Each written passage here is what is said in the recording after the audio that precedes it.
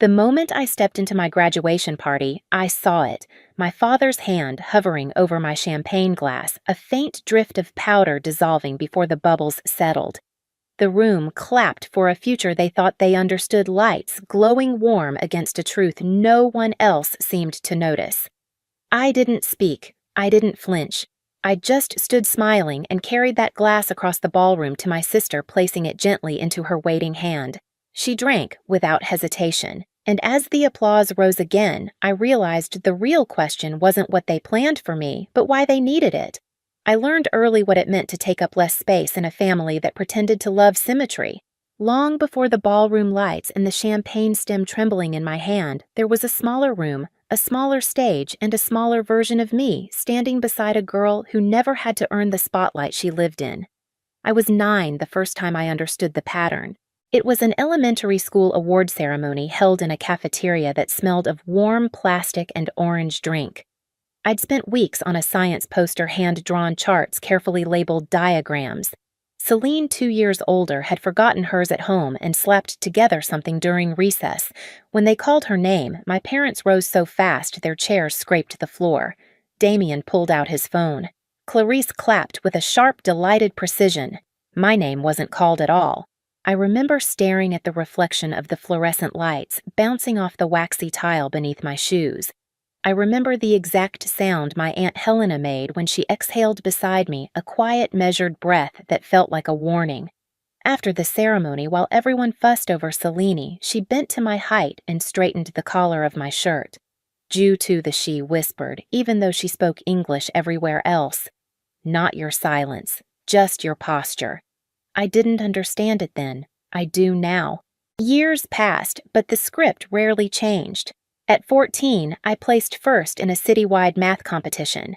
Damien told relatives that Celine had been the one tutoring me. When I tried correcting him, Clarice's hand brushed my shoulder in a way that froze the rest of my sentence. "Don't make this complicated," she murmured, smiling brightly for the guests. At 16, Celine was given a used car for her birthday. I received a planner, the kind with inspirational quotes and blank grids. "A tool for someone who knows how to stay organized?" Clarice said. Damien nodded as if that were praise. I wrote in it for 2 months, then stopped when I realized every page felt like an instruction to become smaller. College didn't change anything. Every scholarship I earned was met with a story about how we worked hard to support both our girls. Every project I finished was retold as something Selene helped guide. I stopped correcting the details. It was like tossing stones into the ocean, the surface barely changed. There was one night in particular I returned to more than I want to admit. A family dinner at a restaurant overlooking the water. I'd just received notice of a research placement, something competitive, something I wanted. I waited for the right moment to share, timing my breath with the rise and fall of conversation. When I finally spoke, Celine interrupted halfway through to announce she'd been invited to a networking brunch. My parents erupted with admiration. My words hung unfinished in the air like steam before dissolving. Rowan, who'd come along that night, noticed. I saw their eyes flick to me, caught between sympathy and caution. They were the first person to ever say, "I saw that." Patterns don't emerge from grand stories. They come from repetition. The missed acknowledgments, the overwritten achievements, the practiced smiles, the way a room rearranges itself around one person's comfort. By the time I reached graduation, I didn't need anyone to explain my place in the family narrative. I'd been living in the margin for years. What I didn't know, what none of us knew yet, was how quickly a margin could become the center when someone finally stopped shrinking. The ballroom was loud enough to feel alive, but quiet enough for intentions to hide. I could sense the hierarchy the moment I stepped inside, who drifted towards Celine, who hovered near my parents, who offered me the polite nod reserved for someone technically invited but not essential to the room. I found my seat near the kitchen doors, the heat from the swinging panels brushing the back of my chair every time a server passed. A placement meant to look accidental. Clarice excelled at arrangements that didn't appear arranged. Across the room, Selene laughed at something Damien whispered to her. Their silhouettes were framed by the soft glow of the chandeliers, a picture so polished it almost convinced me it was real. I traced a fingertip along the rim of my water glass, steadying my breath, the way Helena had taught me, one measured inhale, one measured release. Then, the host called for a toast. Champagne flutes appeared like synchronized choreography. I watched the server set mine down, a clean, cold stem catching the light. I reached for it just as Damien moved in behind me. He didn't speak. He didn't have to. His hand hovered above my glass fingers, adjusting a fork that didn't need adjusting. His body blocked the view from most of the room, but not from me. I saw the small motion, the slight tilt, a faint dust drifting into the bubbles before dissolving, a ripple, a swirl, then nothing. He stepped back with the practiced ease of a man who'd done this sort of thing before, sleight of hand, sleight of truth, sleight of daughter. Clarice glanced over her smile, holding just a beat too long as if waiting for something to begin. I kept my posture, smoothed my dress once, lifted the glass without drinking. For a moment, the room blurred into soft shapes, gold-white movement, while the center of it sharpened to one truth: I wasn't meant to walk out of this night untouched. But I would choose how the story shifted next. I didn't drink the champagne. I let the bubbles settle while my pulse steadied into something almost calm. Across the room, Selene lifted her own glass in a half-hearted cheer, oblivious, glowing in the soft light, like she had been cast instead of born. Damien's eyes flicked toward me once, quick assessing, before he turned to greet another round of guests. Clarice followed his lead, her smile gleaming, her posture proud, the perfect mother in the perfect scene. But scenes are only scenes, and I'd spent my whole life watching the edges. I set the champagne down. The stem clicked softly against the linen, but the sound felt louder than it should have, like a starting bell. Rowan caught my eye from across the room, their camera hanging loose at their side. They tilted their heads slightly, the silent question. "Did you see it?" I gave a single nod. I stood smoothing the front of my dress and made my way toward the hallway behind the reception area. The air shifted as soon as I stepped past the last table, quieter, cooler, stripped of performance. This was the part of events people didn't photograph, the part where truth moved unobserved. In the corridor, I pulled my clutch closer and opened it just enough to see the documents Helena had given me earlier: scholarship confirmations, payment records, financial statements I recognized immediately. She hadn't explained why she carried them. She never explained anything unless necessary. All she said when she slipped them into my hand on the balcony was, "When the moment comes, use these." At the time, I didn't know which moment she meant. Now I did. I moved deeper into the hall, away from the music, until all I could hear was the low hum of the building's ventilation and the muffled laughter bleeding through the walls. I stopped beside a service door. The thin seam of light beneath it told me someone was inside. I waited, listening. Voices. Damien's first quiet, clipped steady. "Just make sure she drinks it. She won't cause a scene if it happens fast." Then Milas, the event coordinator, her tone professional, detached. "The toast gives us a clean moment. Once the room is distracted." A rustle, a soft click, then Clarice's voice low and certain. "It needs to look natural. A faint spell, nothing more. She'll recover. People will assume stress." Stress. The word landed like a cold hand against my spine. I didn't move, didn't breathe, just memorized every syllable. Then footsteps. I stepped back into the shadow until the door cracked open and the three of them walked past me unaware. Their plan wasn't dramatic. It wasn't even imaginative. It was administrative, controlled, a narrative adjustment, the kind of quiet rewrite families like mine excelled at. But they'd made one mistake. They assumed I wasn't watching. I slid the clutch closed and walked back toward the ballroom. My breath was steady, my posture straight. No one glanced at me as I passed, not out of malice but habit.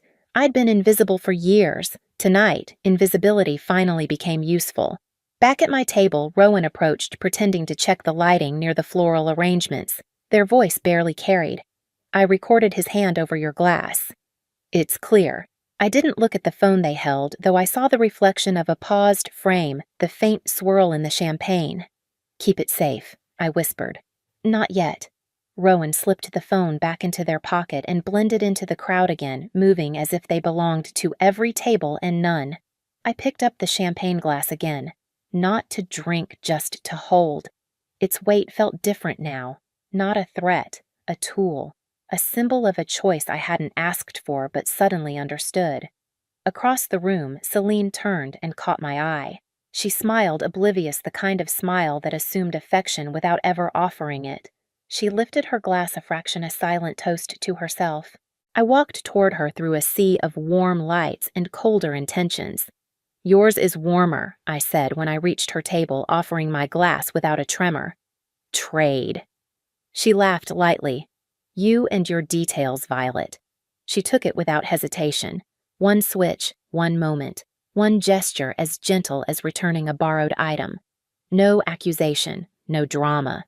Nothing to cling to and say she meant harm. Just a quiet correction, a narrative shifted back into truth. I returned to my seat and picked up the new glass. My breath steadied. My shoulders loosened. The ballroom continued its swirl of conversation and carefully curated celebration. Damien watched me from across the room, expression unreadable. Clarice touched his arm, whispering something I couldn't hear. But for the first time all night, I didn't feel small. I felt aligned, because they'd built a plan meant to collapse me quietly. They hadn't considered what would happen if I let gravity fall the other way. The room shifted the way a tide does, quietly at first, then all at once. Milas stepped onto the small stage, her sequined dress catching the chandelier light. She tapped the microphone twice, summoning the next portion of the evening with the kind of confidence only someone following a script can hold. "Everyone," she said, "please raise your glasses for our graduate." Around the ballroom, champagne flutes lifted in a shimmering arc. The room glowed gold. Everyone looked where they were supposed to look. Everyone except Rowan. They stood near the edge of the crowd, hand already slipping into their pocket waiting. I kept my glass low. Not enough to draw notice. Just enough to watch. Across the table, Selene lifted hers, the glass Damien had prepared, and smiled at the guests clustered around her. She didn't sip yet. She liked to wait for the exact moment attention swung her way. Damien's gaze flicked between us. Just once. Quick, nervous. The toast began. "To Violet," Malis declared. A brilliant young woman with a bright future ahead of her. A line written with elegance and spoken without sincerity. Celine finally brought the glass to her lips. A small sip. Barely more than a taste. The room applauded, oblivious. Nothing dramatic happened. No stumble, no gasp, just a soft tightening around her eyes, a faint press of her hand to her temple. The harmless mixture Damien intended only caused slight dizziness, enough to embarrass, enough to derail, enough to create a story. She blinked once, twice. The edges of her posture softened. Around her, people murmured gentle concern, then confusion. Rowan's camera didn't move. They recorded everything, pivoting slowly as though adjusting focus rather than capturing truth. I rose. Not to help her, not to speak, but to walk toward the AV booth at the far corner of the ballroom. The technician inside looked up when I approached. He was young, nervous, and unfamiliar with the currents of our family, which made him perfect. "I need this played," I said quietly, sliding the USB onto the console. "Right now." He hesitated only a second, then nodded. His fingers moved. The ballroom screen flickered. The slideshow of curated family photos vanished. In its place, a still frame of Damien's hand hovering over a champagne glass. A hush fell so suddenly, it felt like the room had inhaled and forgotten how to exhale. The video played in silence, Rowan's recording clear and undeniable. The slight bend of Damien's body blocking the view, the tilt of his wrist, the faint powder dissolving into bubbles. Nothing exaggerated, nothing dramatic, just truth framed in gold light. Then the moment of the glass exchange, me standing smiling, offering it to Celine. A gesture so ordinary it became shocking under the magnified quiet. No narration, no explanation, just image and implication. Celine's eyes widened as she stared at the screen, realizing what she had drunk was not meant to harm her, but meant to humiliate me. The dizziness she felt made sense now. Her gaze snapped to Damien, searching for denial that didn't come. Clarice took a small step back, not toward her daughter, but away from what the room was beginning to understand. Helena stepped forward, then calm and deliberate, lifting the folder she had carried all night. "These are Violet's documents," she said simply. "Payments she made herself, scholarships she earned, records they've rewritten for years." She didn't raise her voice. She didn't need to. Whispers moved like a current through the crowd. Confusion cracked into recognition. Admiration shifted into suspicion. The image of our perfected family began to buckle under the weight of a single recorded truth. Damien opened his mouth, but whatever explanation he'd rehearsed evaporated before sound formed. I stood near the base of the screen, the champagne glass still in my hand. My voice, when it came, was steady. "You wanted a story," I said. "This one tells itself. No anger, no theatrics, only alignment." Celine lowered herself into a chair, breathing slowly, her face pale but clear. Rowan stood beside her, offering quiet support. The guests stepped back, creating distance from the people they'd applauded minutes earlier. The chandelier light trembled across the glass in my hand. This was the moment the narrative finally shifted. Not because I forced it, but because they exposed themselves. When the last frame faded from the screen, the room softened into something unrecognizable. Conversations broke apart. Shoes shifted. No one knew where to stand anymore. I stepped away from the crowd, letting the noise settle behind me like dust after a collapse. Outside the ballroom doors, the hallway felt cooler, still, almost kind. I walked without urgency, my fingers brushing the edge of the clutch Helena had given me the documents inside, resting with a kind of anchored calm. For the first time in years, my shoulders didn't tighten when I breathed. My name, my place felt like something I owned, not something I had to defend. Celine's faint dizziness passed quickly. I saw her seated upright, drinking water clarity, returning to her expression. There was no anger in me toward her, only understanding. We had both lived in a narrative someone else wrote, though, in different roles. I reached the balcony overlooking the water, the same place Helena had pressed the envelope into my hand.